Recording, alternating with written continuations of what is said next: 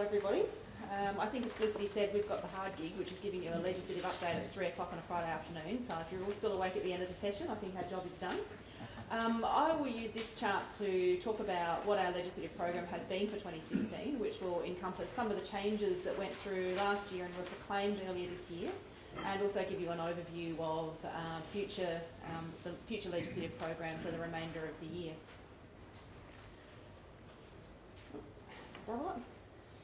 Now, as you'll all be aware, the significant piece of work that the Minister oversaw last year was the Accountability and Governance Amendment Act.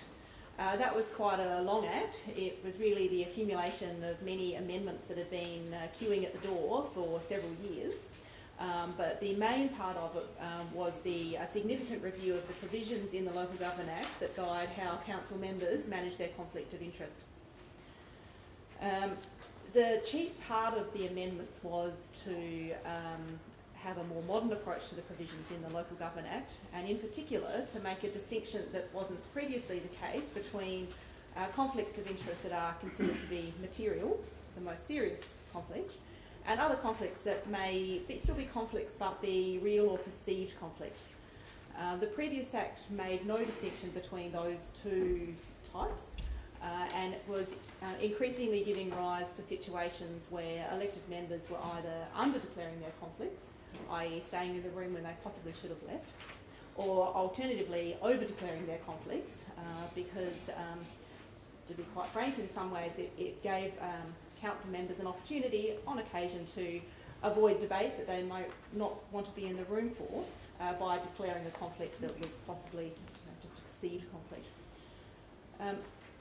I should say at this point that I think the real reason that it's important to get these provisions right is that conflicts of interest are very important, in fact probably the most important element in making sure that the decisions that are made by a government, including councils, are decisions that are made for the right reasons, that when you are considering them, you are considering them and you are seen to be considering them in a way that has the public interest at its heart, not any other interest.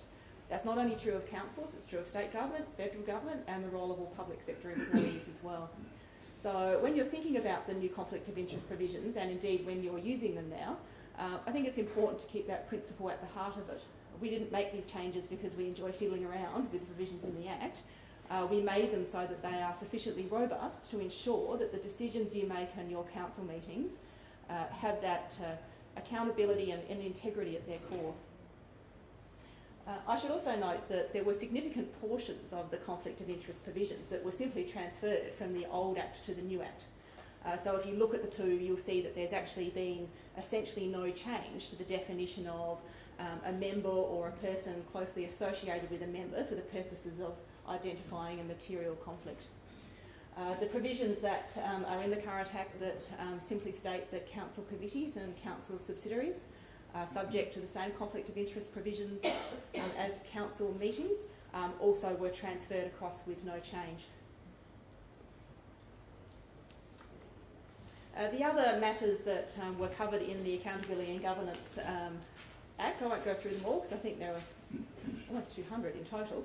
But the other ones were the meetings in confidence, both in the way that confidential items are dealt with at a council meeting, and of course the one that's got a bit more attention recently, which is how councils manage the informal gatherings that are allowed under the Act. The other change that went across the Act, as you may have noted, was the updated requirements for publication of material. The Act simply identified all of those instances throughout the Act where it's appropriate that councils put material on their website, just to bring it up to the 21st century. As you all know by now, the Amendment Act was proclaimed on the 31st of March. So it's been in operation for getting on for 2 months, so not that long.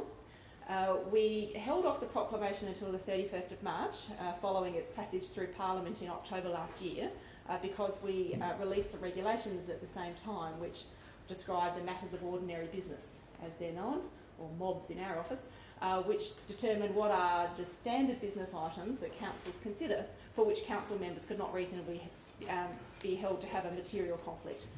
So the one that's always given as the best example is a rating decision that council should be able to make decisions about your rating policy.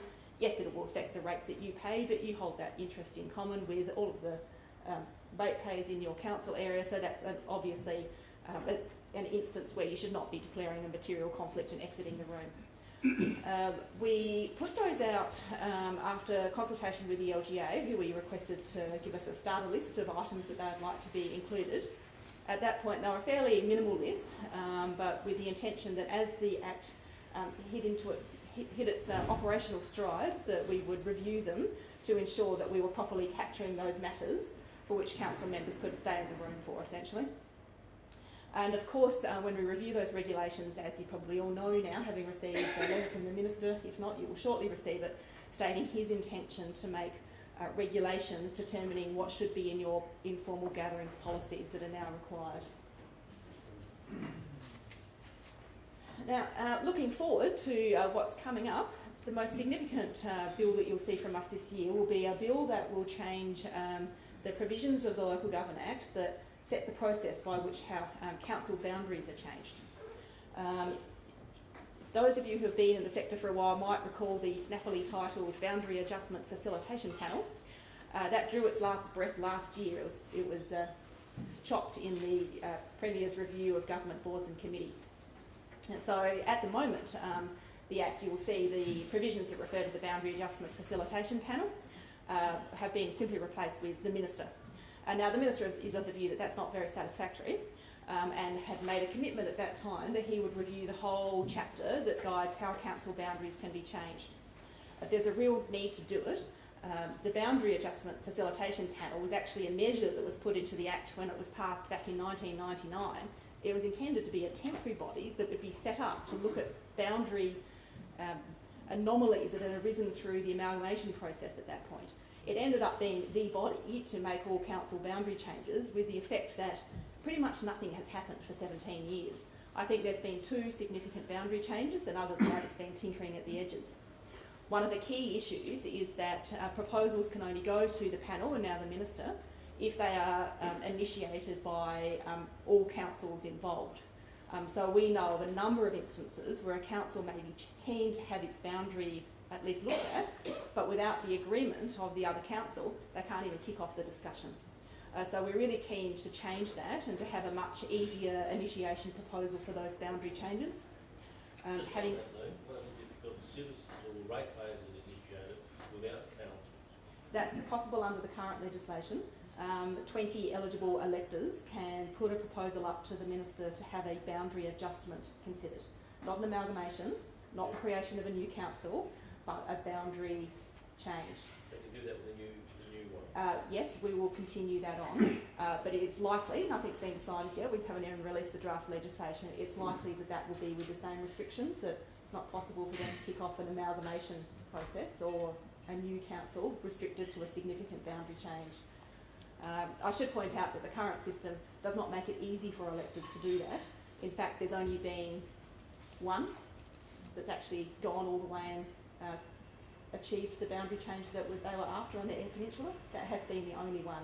So it's not been a tool that's been heavily used or has generated a lot of change in council boundaries over the years. Okay, but what I'm saying is with the new legislation, will that make it easier for the ratepayer? What we're considering doing is making the bar higher to make the proposal, but make the administrative hurdles somewhat simpler once it's done. So at the moment you have to have 20 eligible electors who follow the guidelines, who then jump through a multitude of statutory hoops to nominate 5 people who then act, it's endless. So what we're proposing doing is saying, let's get, that leaves you in a situation where you could have 20 people who are kicking off a proposal that it could affect 20,000. So what we're thinking of is making that bar a bit higher by making it a percentage of the eligible electors that would be fairly significant, but then make it a bit of a simpler process after that. So follow the guidelines set by the independent body that will oversee the process, but not have to go through so many specific requirements, because it does make it pretty hard for citizens to see it all the way through.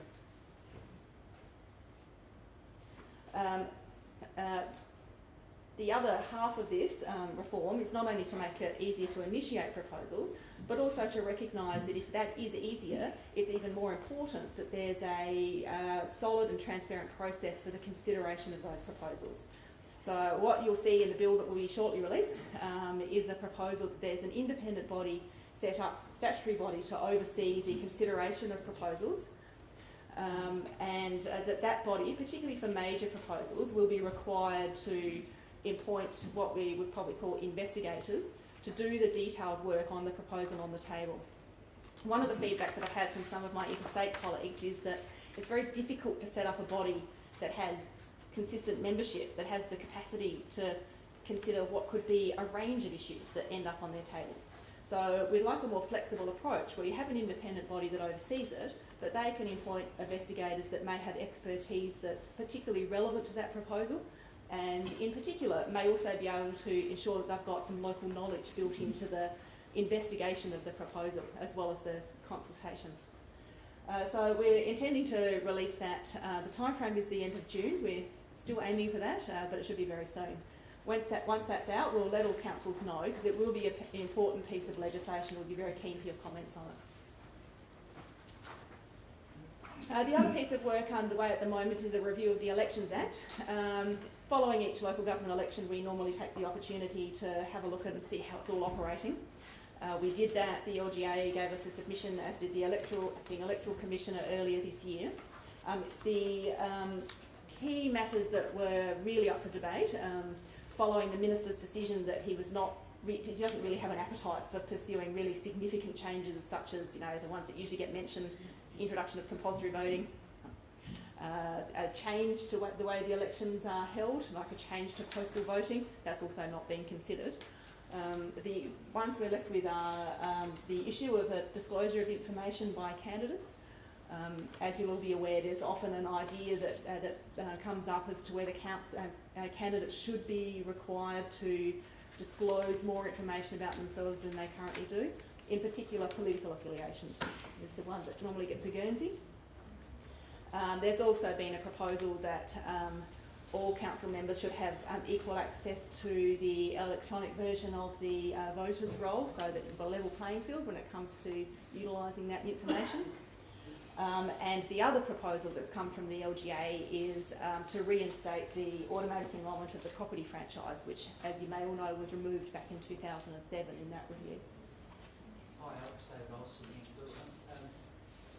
We're just wondering whether the Minister's got an appetite to revisit this issue that we have down there, which we've got 49% non-full-time residents, and they currently don't have a voice in the election process because of the tyranny of decisions that have been made in the past. I mean, is that going to be addressed in review?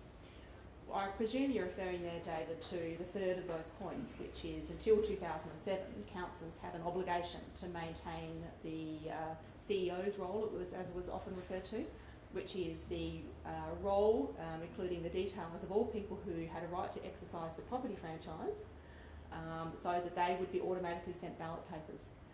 There was a very significant review of local government elections done in 2007. At that point, it was identified, and at the request of the sector, that obligation to maintain that role, not any changes to the property franchise itself, but the obligation to maintain that role was removed from councils.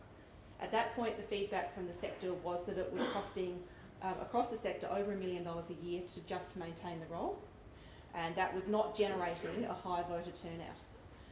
At that point, councils had the opportunity to notify everybody on the property roll and say that it was up to them to request to be put onto the roll. So for your council area and for those other council areas where they have a significant number of property franchise holder as opposed to residential franchises, it's a lot of councils did this differently. Some councils did that very actively, got out there and really notified people, and each time an election comes up, puts a notice in with a rates notice, runs ads to encourage people to enrol, and then they'll get their ballot papers. But there's not that requirement for councils just to do it without that person taking that action. The LGA submission reflected a couple of the motions that had been passed through LGA AGMs, which was to request the reinstatement of the property roll. I'll be honest, the Minister has some concerns about the resource implications that would have. We have been having some discussions with our rates administrators, who often do this work on a council basis, to try and determine what that would mean for you.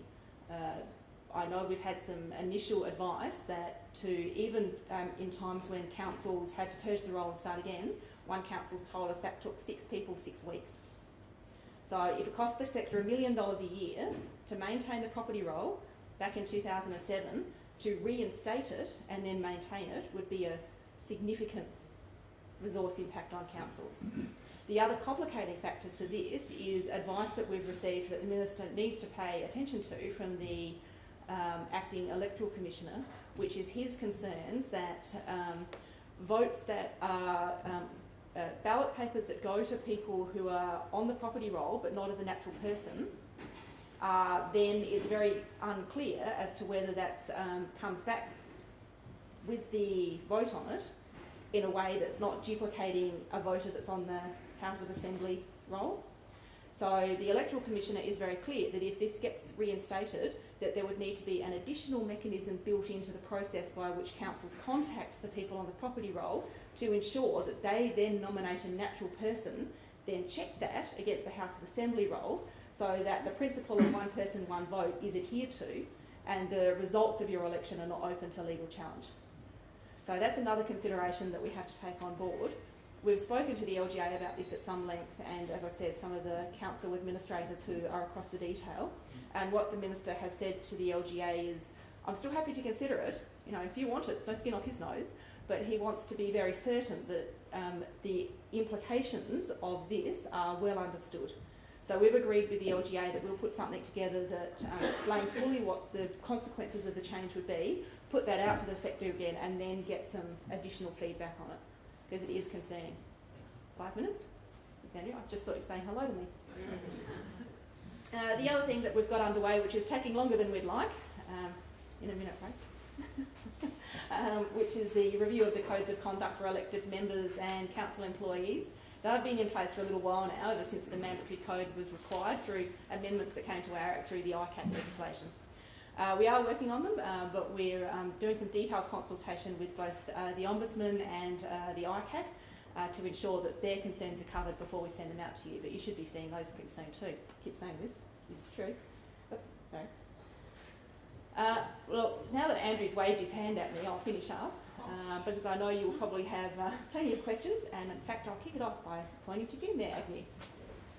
I was just going to say that there's 2 different areas when you talk about property ownership. Mm-hmm. In our case, where there's probably, I think we sent out about 3,000 letters to property owners who've got a holiday homes, right? Holiday homes. And we got a response of it. So that the cost of sending out that 3,000 odd letters, we got a response back, an extra 400 or 500 came onto the roll. And then that's got to be renewed every 12 months. And then some of those people that didn't respond then complained because why haven't we got a vote? Because we're paying rates in that area. And that's exactly, that's the thing that is, and it affects so many other areas of our local government one. And what I have got here, the other point I wanted to also make is the perceived. I'd like to know what your definition of something is perceived, because what you perceive and what I perceive on the same subject can be quite different. And you know, that's a very, very hard area to actually to interpret. And Yes. Yeah. because of that deception. Look, that's a 2-part question, which is a bit unfair. Put your hand up twice. Look, in regards to the property roll, we understand the reasons why the request was made to the Minister to reintroduce it, and that is because we understand a lot of elected members have been approached by members of the public who don't understand why they didn't receive ballot papers, because the penny may only drop with those people once the election's been and gone. So we understand that that's the core. But I think the Minister is of the view that it would not be responsible of him simply to reintroduce it without a full understanding of what that actually means to your council and how much that could cost you, to be quite frank. If there's still a will from the sector to have it, then as I said, he'll consider it, but he just wants to be very clear about what those implications are. Now, in regard to perceived conflict, I don't have the Act in front of me, but I think you'll find that it's one of those handy phrases that refers to the views of a reasonable person. One interesting example of a perceived conflict that I've come across in recent times was a decision that was up at a small regional council that had implications on some land that was owned by a member's daughter's father-in-law. Got that? It's a farm, belonged to her daughter's father-in-law, so you would reasonably expect that will end up with the daughter and her husband.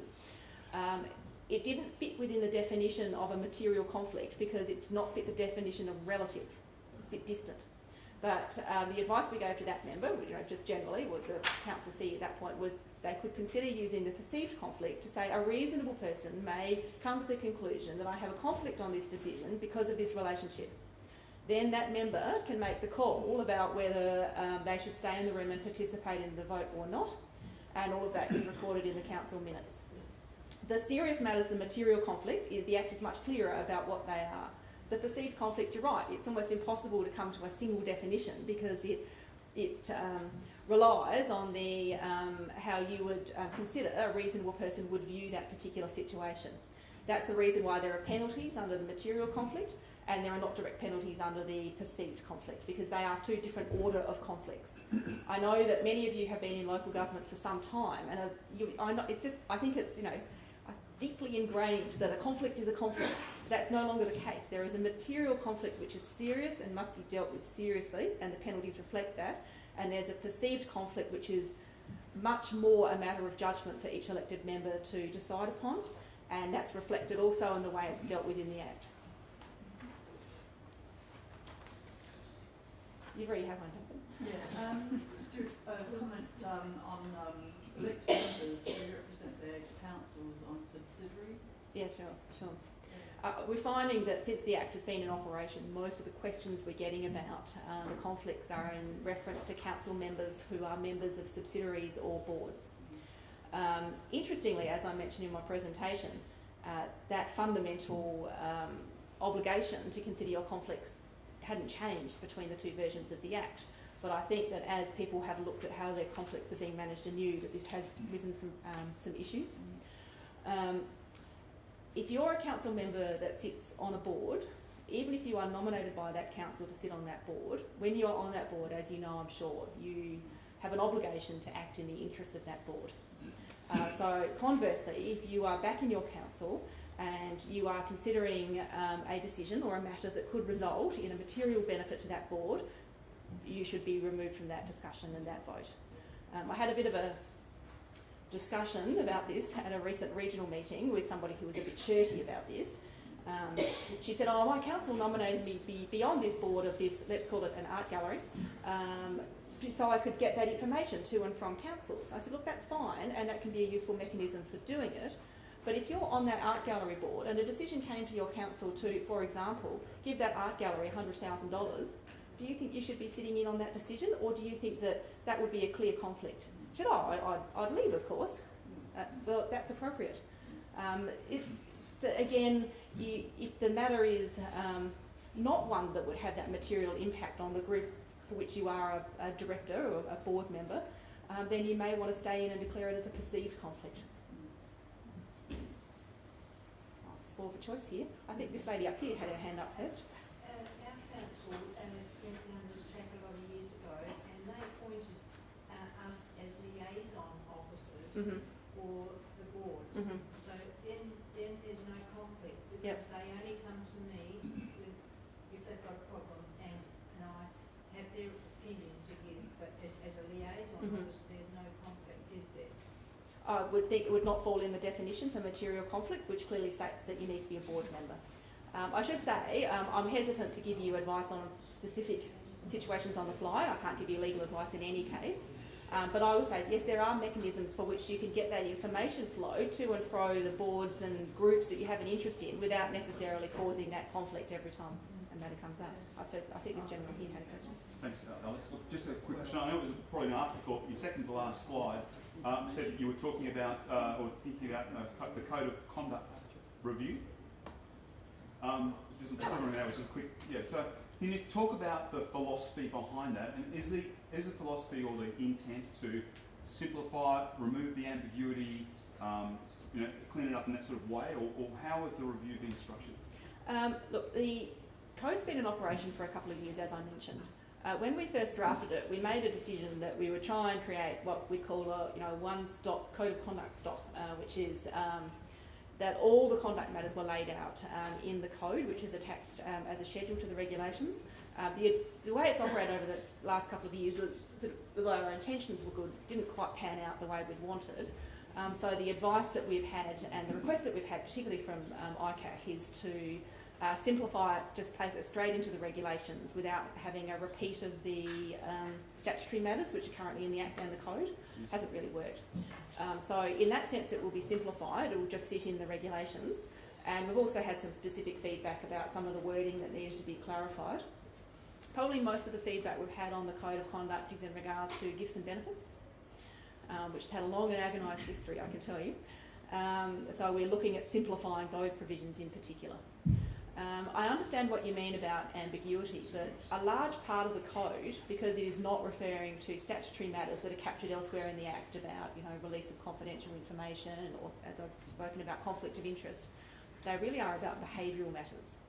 And we had quite a vigorous debate when we first drafted the code about how can you specifically define whether somebody is behaving in a reasonable way or with respect, those sorts of words which are unavoidable. It is always going to be a judgment call, but they are behavioural matters, so they are investigated at sort of the lower end of the scale. They're typically matters that would be investigated by a council. So there'll always be some degree of, I think what you could see is ambiguity about those matters, but I remember we were sitting around the table with some elected members debating this and the LGA working group that I was on. And one member of that group was actually a barrister, and he said, don't get too exercised about it. You'll know that whenever you see a criminal trial, that a group of reasonable people, i.e. the jury, are asked to go and consider a matter and come to a conclusion beyond a reasonable doubt on that matter. So it's a principle that's well established in our justice system that you put a matter before a group of reasonable people, which I have faith that councils are, and they come to a conclusion whether that action has or has not happened.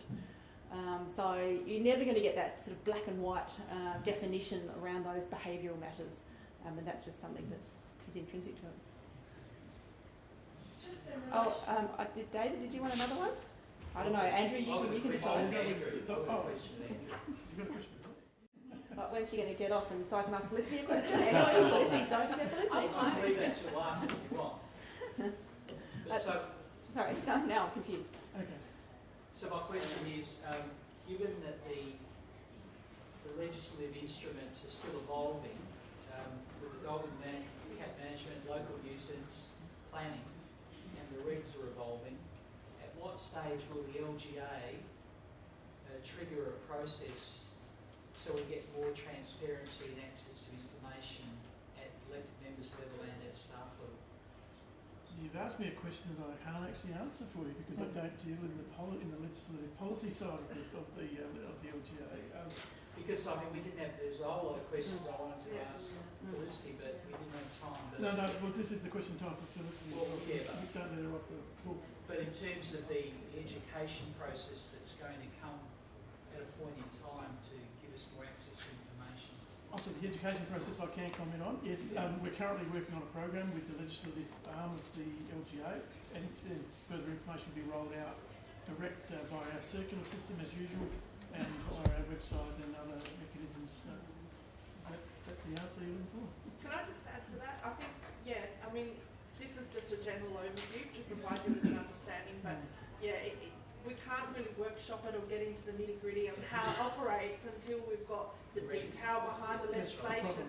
So I think, I know from my perspective, they'll probably rolling out education programs as whether it's with the LGA or separately. But I think there will be a lot of opportunity down the track. But there's just not much point at this point in time. How far away? Well, I know the PDI Act is 3 to 5 years. The local nuisance is, I think next year they're looking at implementing it. there's going to be a lot of training with the Environment Protection Authority, and that's, I think, something that the LGA secured as part of the process through Parliament, is to ensure that councils have plenty of time to get on board, you know, to deal with things like noise and to know how to use, you know, instruments to record noise to show whether, you know, for example, it doesn't meet the policy and so on. So I think there's a lot of training that is in the works that will have to happen before that legislation becomes operative.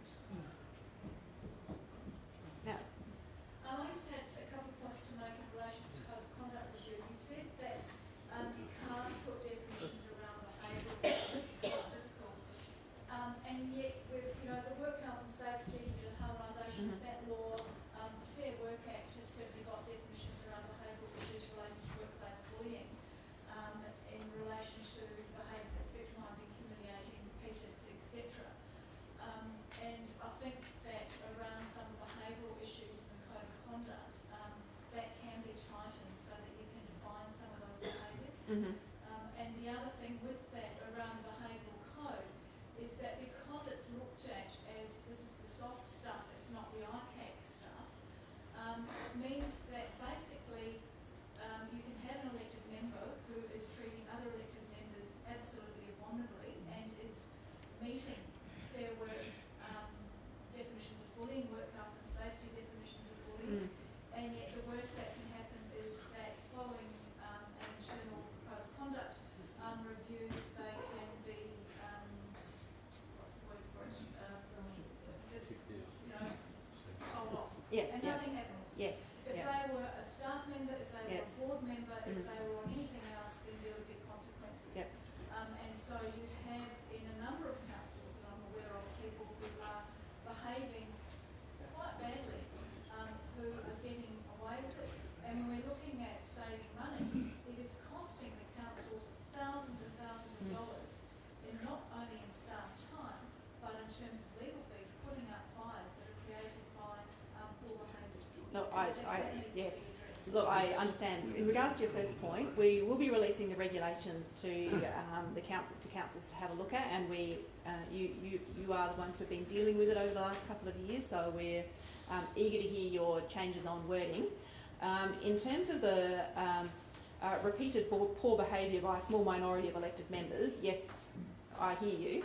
When we drafted the code in the first instance, back previously, before introducing the mandatory code, we'd noted that in some councils, not many, but some, you would end up in this sort of circle.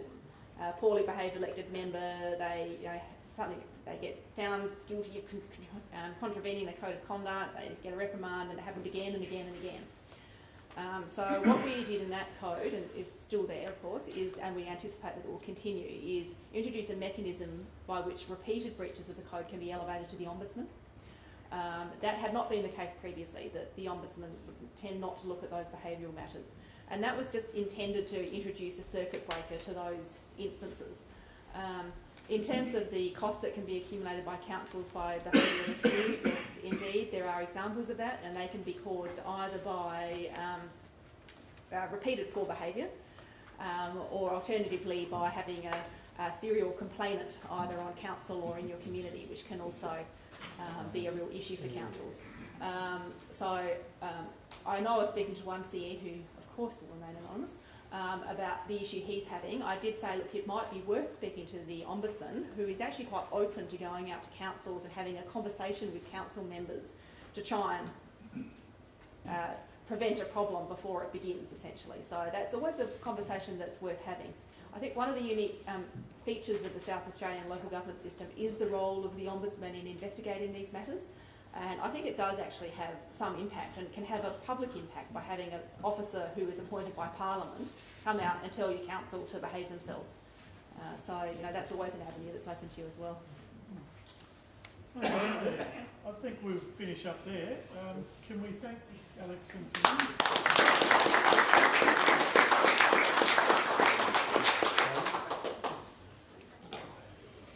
That was a challenge, wasn't it, for Alex and Felicity to keep our attention at the end of the day? But I think they did a fantastic job in bringing, you know, all this legislative complexity down to a reasonably attainable and understandable level. but I think by the nature of the questions, you probably never get to the end of understanding and getting clarity around the legislation fully. So thank you.